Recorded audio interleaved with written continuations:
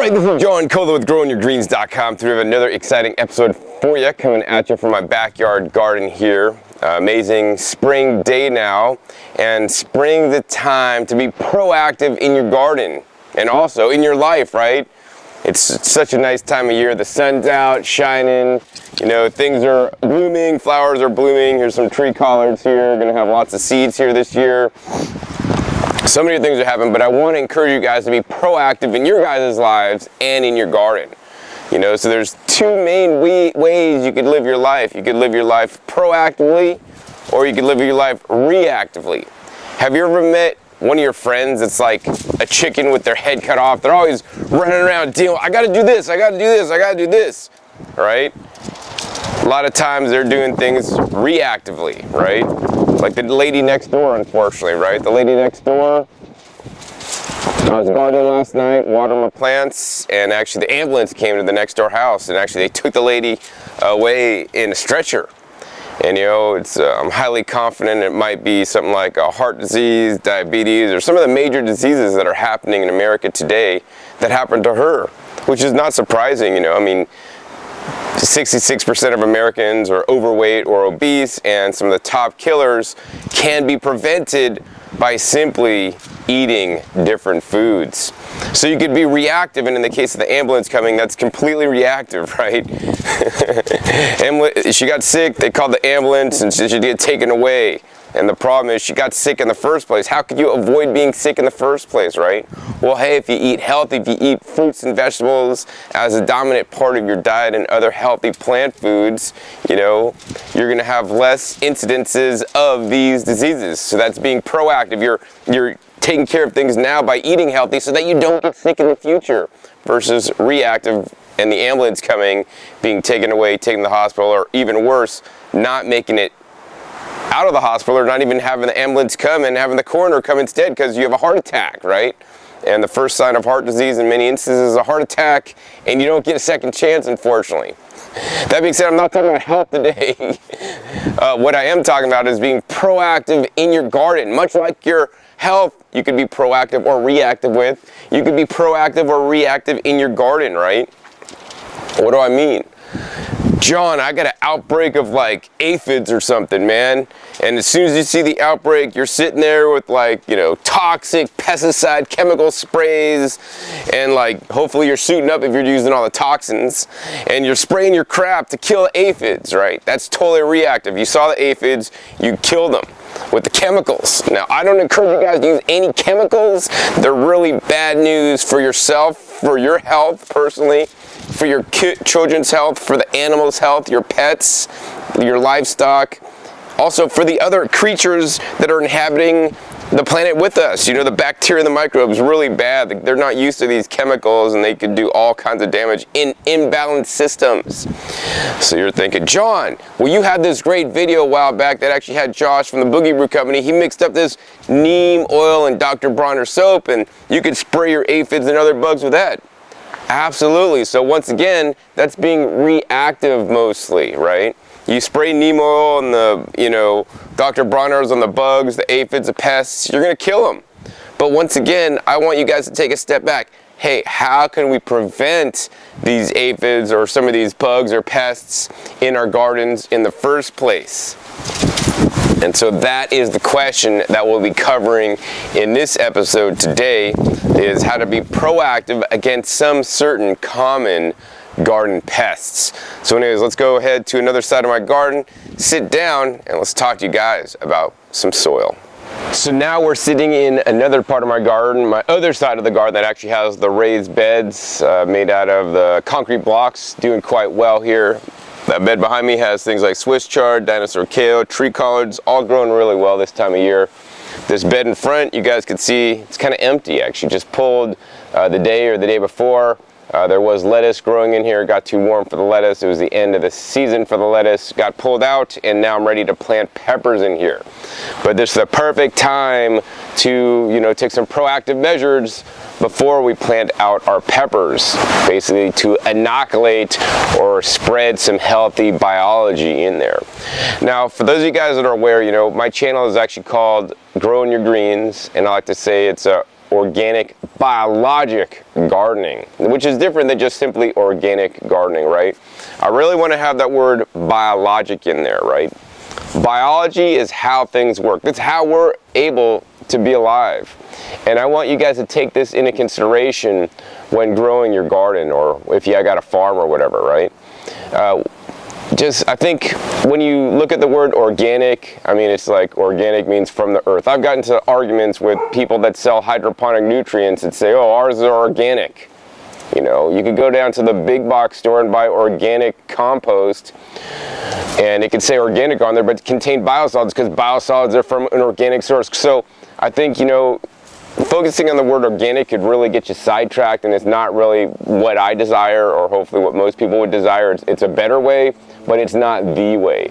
But in my opinion, the way is doing organic biologic gardening, where we take biology or other creatures into consideration because they can be good for us, you know, like as in beneficial, you know, probiotics, beneficial bacteria, beneficial, you know, bugs, and they can also be bad. There's of course bad bugs, bad pests, and all this kind of stuff. But we need to factor in that equation to us and make it favor us, right? So here, if I pick up this soil here, you know, nice soil here in my garden. In this soil, I'm holding lots of thousands of creatures in my very hand. There's, you know, bacteria and different nematodes and all kinds of different things living in that soil. They say there's more creatures living in the soil than there are people on Earth, you know, in just one handful or something like that, which is insane. But, you know, depending on where you live, your particular climate, your conditions, you know, you may have more or less of these creatures in your garden, all these beneficial creatures. Today, I'm specifically going to be speaking about beneficial nematodes. These are creatures that live in the soil. They're like microscopic roundworms, right? And it's their job to basically keep nature in balance, right? There's all kinds of different things, and when nature gets imbalanced, then that's when the systems get disrupted. That's when things don't work so well. And so my goal as a gardener is to kind of try to help nurture and get nature back into balance as much as I'm able. So with the different nematodes, there's different kinds of nematodes. They have different diets, much like some of you guys. You know, I know there's some of you guys that watch me, they're vegan. There's some of you guys that might be raw vegan. There's some of you guys that might be into paleo and eat a lot of meat. There are some might be omnivores. I mean, maybe some of you guys are into fungus and you only eat mushrooms. I mean, whatever your guys are into, it's all cool in the privacy of your own homes.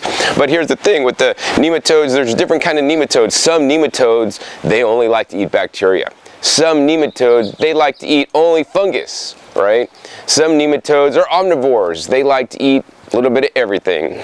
Some nematodes could be into plants, and those are the bad nematodes generally, you know, that could give you root rot and all this stuff, right?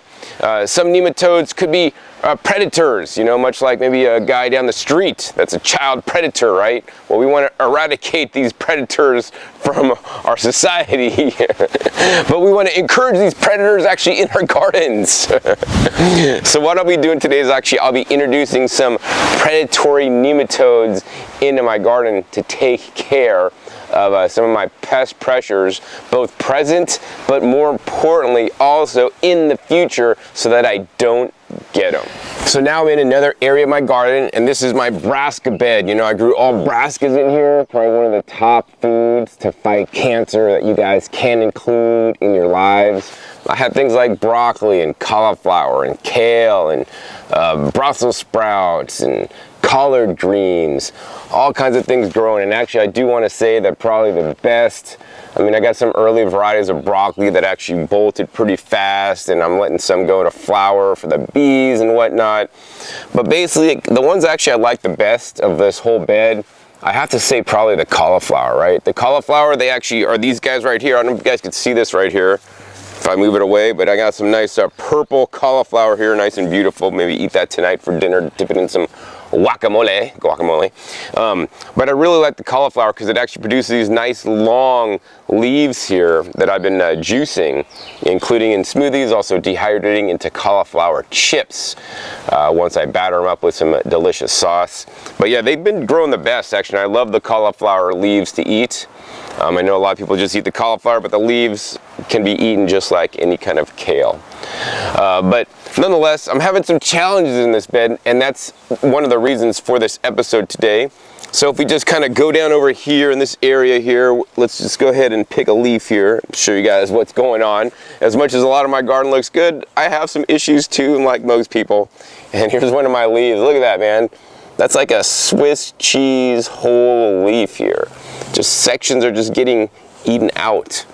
And you know, based on my past experience, we got some kind of caterpillar thing that's actually eating my leaves. And you know, pretty much a lot of my leaves are in pretty good shape. Some of them have a small holes, but some of them near the bottom of the canopy actually have lots of holes like the one I showed you.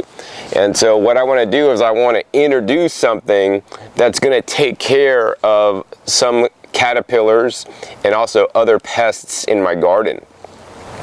So there's some beneficial nematodes that can be effective against caterpillars, things like fruit flies, things like the fungus gnats, you know, the dreaded fungus gnats. I don't have those too much in my garden outside. If I'm growing inside and you're overwatering, then you can get lots of fungus gnats. So I mean, using some beneficial nematodes in that situation would be totally perfect. So the beneficial nematodes can also be effective against cucumber beetles. I know it's a challenge many of you guys may have, maybe you living in the south especially.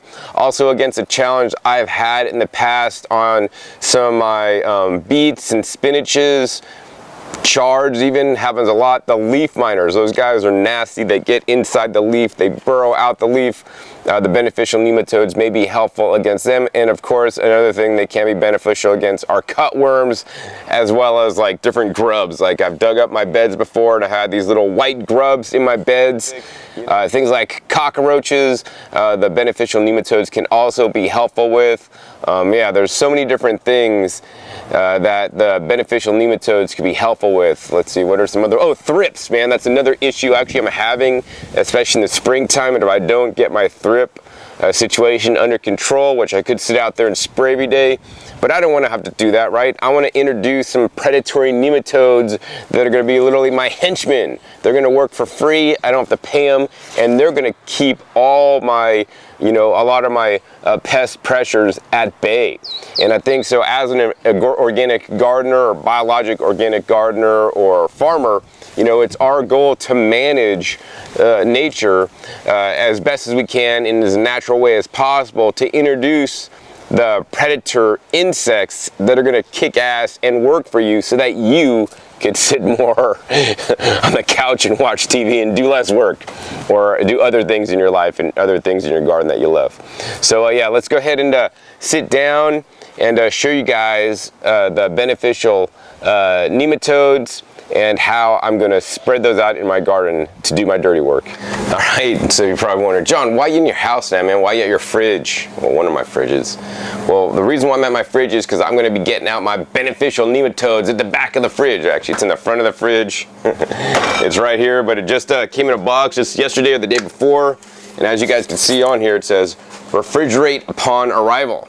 So I did just that, you know, much like some kind of like living probiotic culture that's heat sensitive, so are these nematodes until they're introduced into their native environment or the place that they actually want to live. So yeah, I kept these guys cold to preserve them, and also ordered them from a very special company.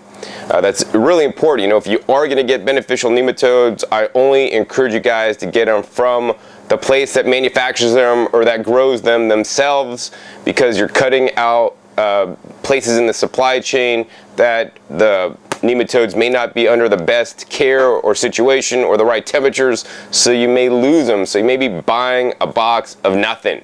So anyways, let's go ahead and head out to the garden, talk to you more about the nematodes I got from Biologic and why I chose this company. So now I want to show you guys more about my nematodes and what came in this little box here that I bought off Biologic company there in Willow Hill, Pennsylvania.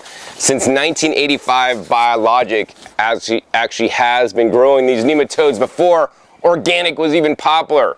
So I really like supporting some of these old school companies that are doing good work to help us organic biologic gardeners grow better. We're gonna go ahead and open this up here. It's taped actually quite well. They do only ship a few times a week, and they ship priority mail, so you guys are gonna get your shipment really fast. That's another thing, right? I would encourage you guys, if you guys do order some beneficial nematodes, like make sure they don't get delivered like UPS ground, man. Like they need to be coming air, whether that's priority or some other way. So over in this, actually it says important. Your nematodes are at the bottom of this box under thawed cold packs. What's in your box? 1 24-ounce cold pack, 2 2x10 scan mask SF. So let's check out this box, see what's in here for you guys. Nice packaging here, and we're gonna go ahead and I'm gonna reuse this stuff. Wow, here's a nice cold pack, still kind of cold, that has been in my fridge. Let's take a look here, and this is all compostable. And this actually, it's a custom cold pack. It says biologic, producing beneficial nematodes since 1985. Non-toxic, biodegradable, reusable, leak-proof. So I'm gonna reuse this to keep my food cold. I'm gonna put that in my freezer. But anyways, at the bottom of this box, what I paid for, it doesn't look like much right now. It's these 2 little packets here of beneficial nematodes, right? And this is actually the scan mask nematode. That's their product. These are non-GMO, actively hunts pests. I like that. Does not harm beneficials, wide variety of pests controlled. And this is actually, and I'm not a Latin major here, but it's a Steinerenema. Let me start that over. Steinerenema feltiae. I don't know. Anyway, that's a certain kind of beneficial nematode that's going to hunt down like some of the predators I talked about a little bit earlier. And these actually were grown in the USA, so I like that.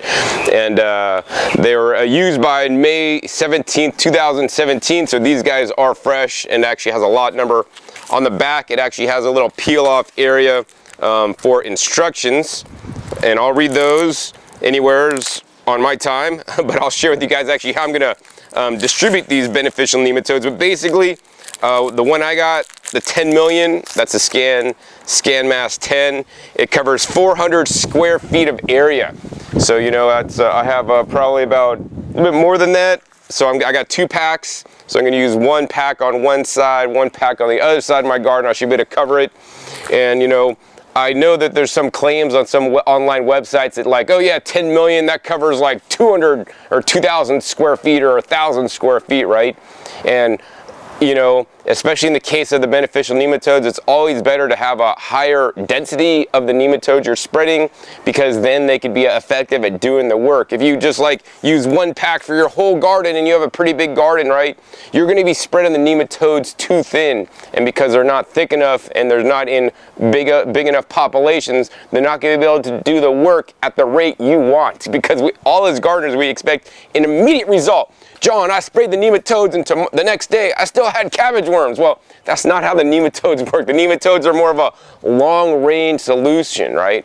Instead of trying to just like get that field goal and jump over into the end zone, right? It's like kicking a field goal from like 50 yards, right? Long range.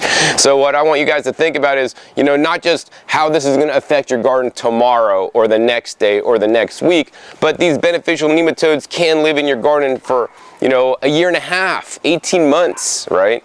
And so they're going to be doing work for you all this time along. So now I want to share with you guys actually how to spread out these nematodes all throughout your garden.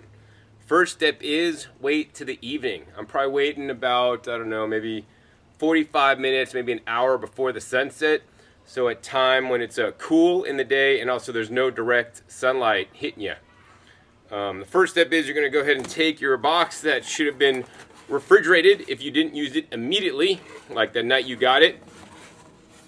I wouldn't want to store your live nematodes more than maybe a week. These are still nice and cold right here.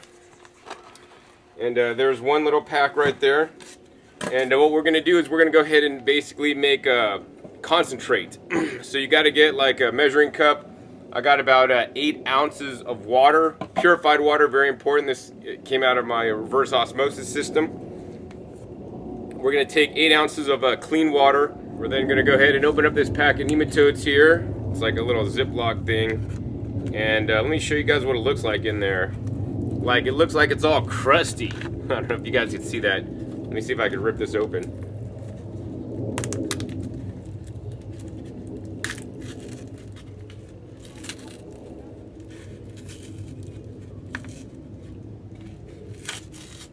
Alright, well, yeah, it looks like that. It basically looks kind of like some dough that's like still doughy and not like super like powdery or anything. So basically what I'm going to do is we're going to go ahead and take this, take a clean utensil, and we're just going to dunk that in the water. I'm going to try to scrape as much of this off as I can.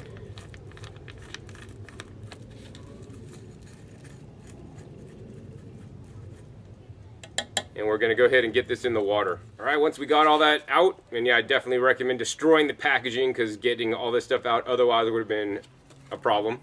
Once you have it all in the water, then we're just going to go ahead and mix it up really, really good. Make sure there's no longer any kind of clods or whatever like that. And just to make sure that it's fully dissolved, you want to maybe let this sit 15-20 minutes.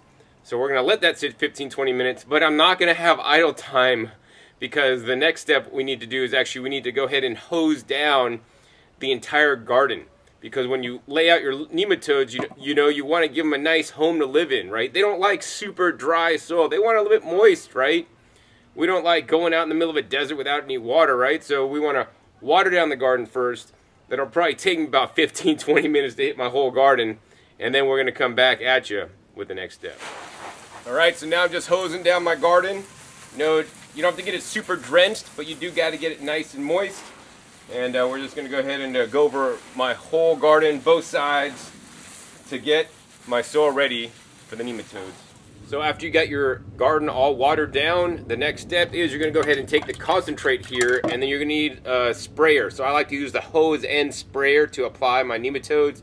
You could use like just a watering can if you don't have a hose end sprayer, or even like a pump sprayer, right? I like to use the hose end sprayer because it kind of dilutes it as you go, and I think you got to get a little bit better coverage, right? And so this is the chameleon. This is the best one I found so far. And we're just going to go ahead and unscrew that. And you want to make sure, number one, inside your container is clean. So we're going to go ahead and spray that out right quick. All right, looks good. Next step is make sure these are fully mixed, everything's fully dissolved, and you're going to take about half of the concentrate, which is 4 ounces, and you're going to go ahead and pour it in to the container here. A little bit more.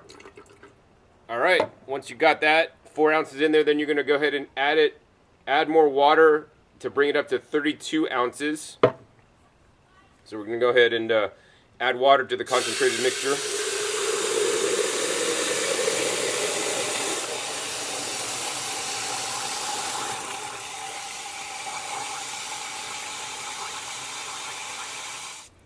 All right, got it about 32 ounces right there. Then we're going to go ahead and screw on the top, tighten it down, and a few things. Number one, I want to have you guys set your chameleon sprayer. There's 3 different settings. I like to have the little rain shower holes.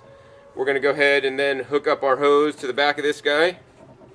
Make sure we have a nice tight connection so we don't get leaks everywhere. Alright, we are pressurized. Final step is you need to set this guy right here. There's a little dial on the chameleon. You can set it for a lot of different rates. And actually I like this for feeding things like kelp and other things, ocean solids, whatnot. Anyways, for the nematode application, we're going to go ahead and set it to 4 ounces. And once you have it all set up, make sure this is all tight. We're just going to go ahead and start spraying everything down. And you're going to basically run it and water everything. Once again, you're just watering it, going over, trying to hit every square inch of your garden here. You don't need to like soak it in one area. You want to spread these guys and get them evenly distributed. That's probably the most important thing. And as soon as the 32 ounces here empties out, then you got to use your other half. And hopefully after you use the 32 ounces here, you've hit half your garden, because then you got about half left. Depending on who you order the nematodes from, you know, they could range on how much each little packet could treat. And, you know, there is discrepancies. You know, some places say you could treat like 400 square feet. Some people say 1,000. Is the size of the package larger, or are they just laying them out a little bit thinner, right? I always want to encourage you guys to lay them out a little bit thicker than thinner, just to make sure you get good coverage, because without proper coverage, the product is not going to simply work. Anyways, I got to go ahead and spray this down. At least I don't know if I'm going to have time to go over anything else after I'm done. So if you guys enjoyed this episode with the beneficial nematodes, hey, please be sure to give me a thumbs up. Also be sure to check the link down below to where actually I got my beneficial nematodes if you want to get some also. Also be sure to click that subscribe button right down below as well to be notified by new and upcoming episodes I have coming out about every 3 to 4 days. And finally, be sure to check my past episodes. My past episodes are a wealth of knowledge, over 1,250 videos at this time, and free available for you guys 24/7. And thank you for everybody that has subscribed to me. I have now surpassed the 400,000 subscriber mark, which to me is just simply amazing. So thank you guys so much. Anyways, hope you guys enjoyed this episode. Once again, my name is John Kohler with growingyourgreens.com. We'll see you next time. And until then, remember, keep on growing.